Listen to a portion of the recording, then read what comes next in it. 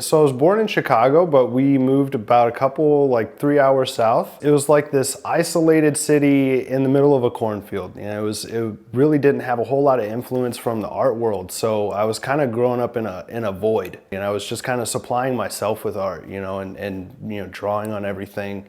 And growing up through there, people were like, oh wow, you know, there's something you're gonna have to do with that, and you're gonna have to leave. And that was something that stuck with me when I was young, and I knew it, you know, to be able to foster this thing I had, I would eventually have to outgrow the space, and that's definitely what I had to do. I had landed my first travel mural, and it was my first large mural. I had no idea how I was even gonna get it done. And we were in South Florida, but he was like, hey, so Hurricane Irma is gonna hit.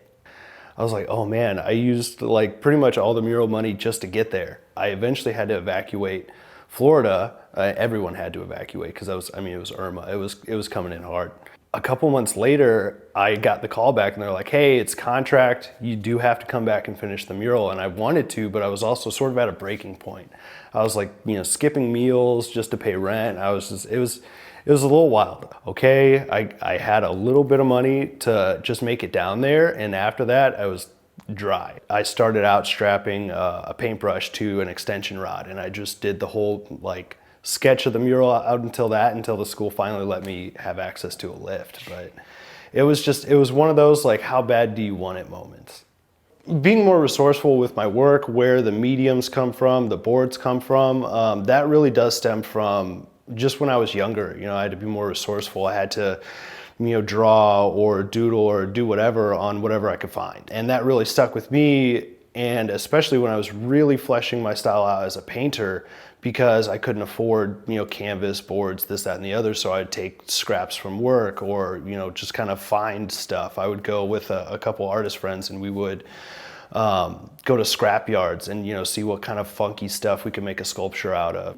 And being able to work with these found objects, I kind of stare at them until they're telling me a little bit of a story. And that's what I like my paintings to do too, is kind of like the more you look at it, the more you kind of pull the story out of it. I would say my work is like a very impatient version of realism. A little bit of like a classical flair meets street art. And I feel like that's something growing up, you know, I was told to look at a lot of the classical artists, and I would, but then I'd see, you know, muralists and street artists and graffiti artists, and I'm like, I kind of, you know, this guy pouring water out of a pot's pretty cool, but like this crazy thing on a wall is really cool. And so I kind of started to combine those. There's kind of an ongoing theme of this strength through adversity, you know, and a lot of the figures, you know, they might almost seem like battle worn from life, and working with something that's already had a history and sort of pulling something out of that has helped guide sometimes compositions, sometimes entire narratives of the piece. Before I even landed on, okay, I'm gonna dive into this, I'm gonna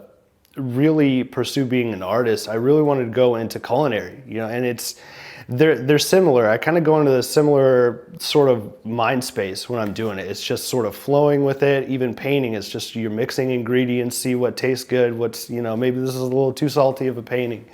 I was really going to dive into that, and it's something that I had kind of grown up doing a little bit. And I had this high school teacher who sat me down and he's like, you know, I get it, you know, you're really and you're passionate about cooking and stuff, but if you don't pursue art, and if you don't start like now, you're just gonna waste your life in a kitchen somewhere busting your ass. And you know, now I'm wasting my life in a studio busting my ass.